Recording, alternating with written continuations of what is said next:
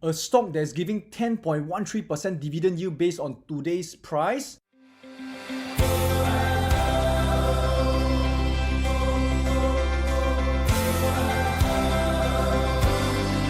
guys, welcome to Dividends Friday, and today I'm going to talk about a stock, and let's guess what stock is this.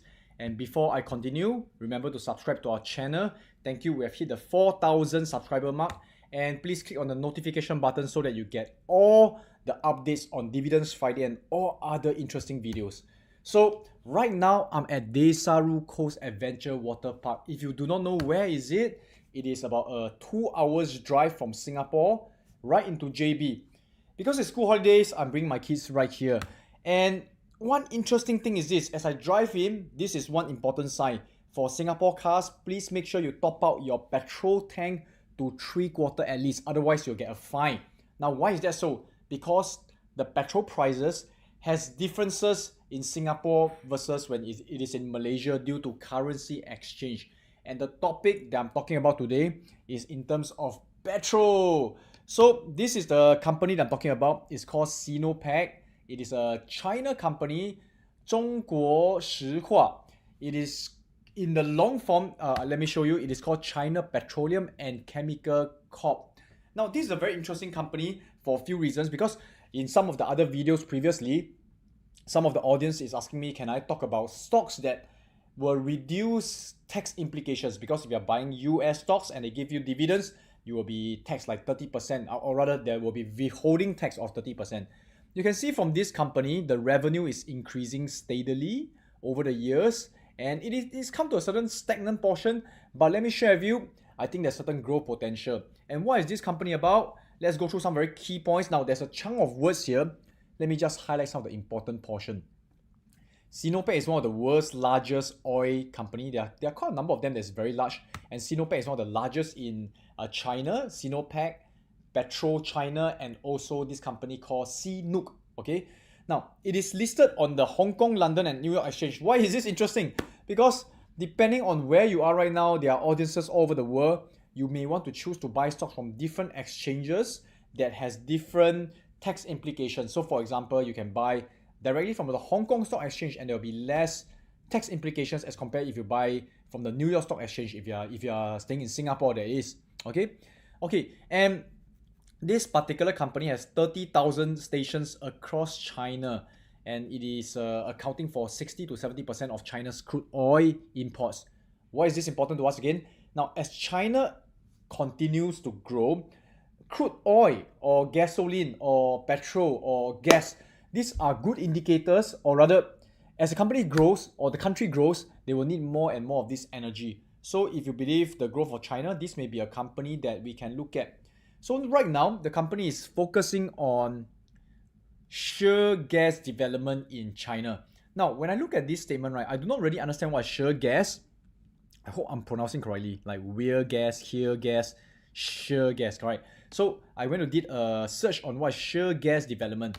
And in Wikipedia, it says that shale gas is natural gas that's found trapped within shale formation. Wow, what a useful statement. Don't understand at all, man. It's like ask them like, hey, what is acai bowl? You know, recently I'm into healthy diet. What's acai bowl? And they tell me, oh, acai bowl is acai in a bowl. Okay, no, doesn't matter. We go in and dig even further. Nothing is going to stop us. Let's understand what's shale.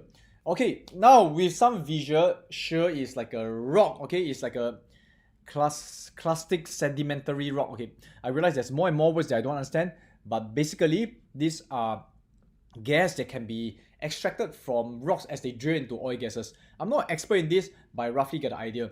And when you read more about it, the shale gas portion is interesting because it is believed that it can reduce greenhouse gas emissions, so it's healthier, and it also helps to actually like increase the supply of gas. Okay, because oil, you know, there's limited supply, but now they are looking for alternative ways of actually drilling oil or getting gas. Okay, so this is the idea.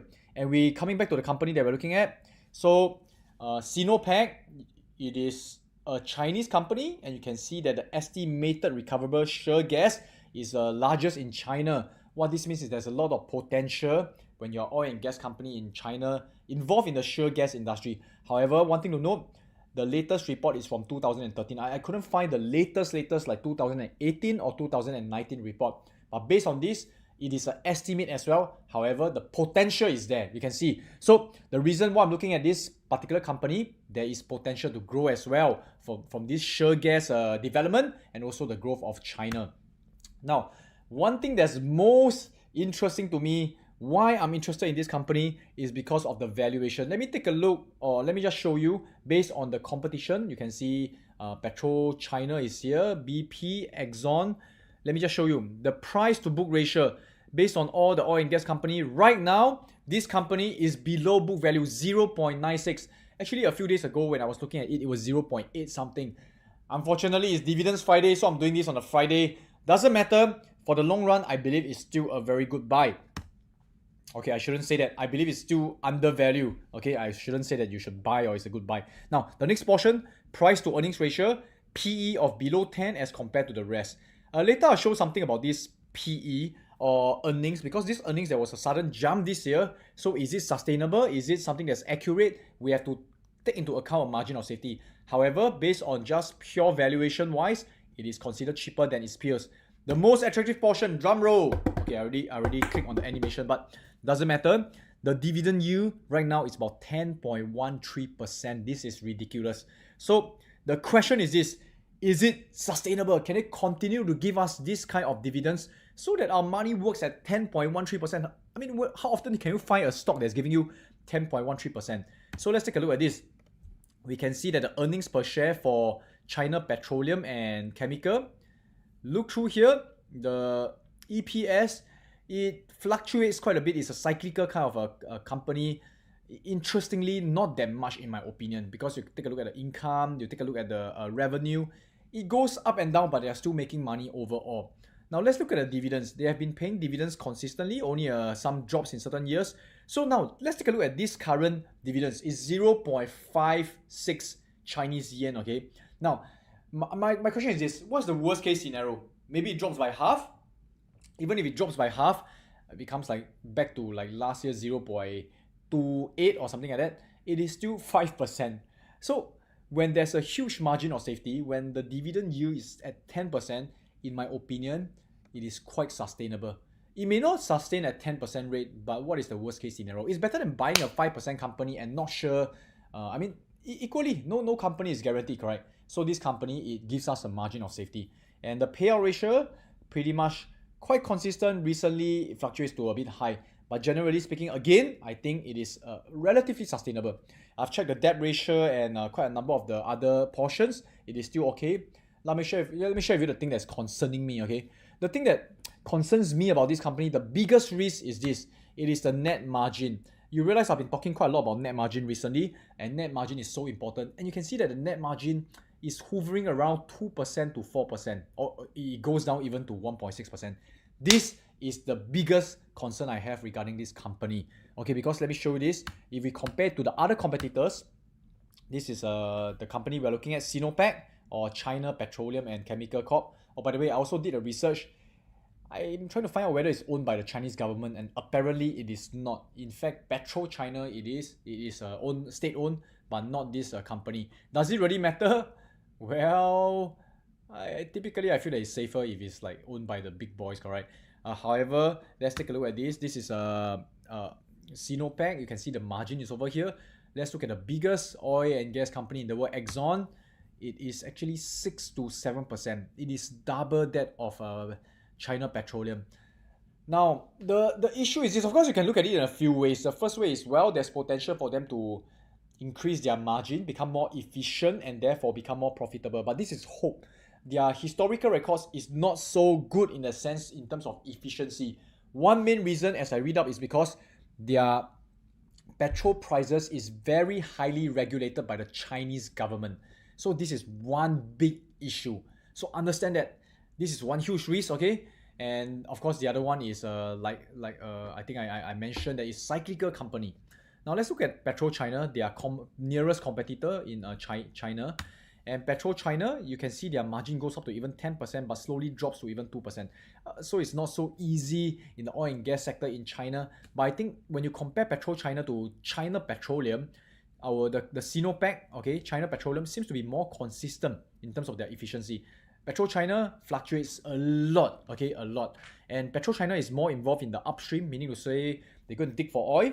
And China Petroleum, they distribute oil and refine.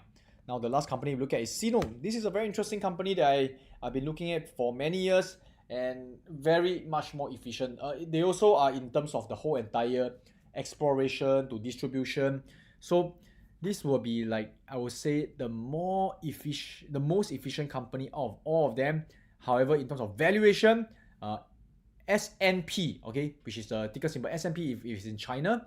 Otherwise, in Hong Kong, you just have to type China Petroleum. This will be one company that I will be collecting this month. So this is back to Dividends Friday. Okay, I'm hanging here. So I hope that you have learned something and let me know what you think. Of course, again, remember to diversify. There is risk involved in this company like any company. However, I think that the valuation is very attractive. I hope you enjoy yourself and don't just watch. Also consider which one you want to collect, okay? I'll see you next Friday. And next Friday, I have prepared something really interesting and special. So remember to click on the notification button. Otherwise, you may just miss it, okay? I'll see you then. Goodbye.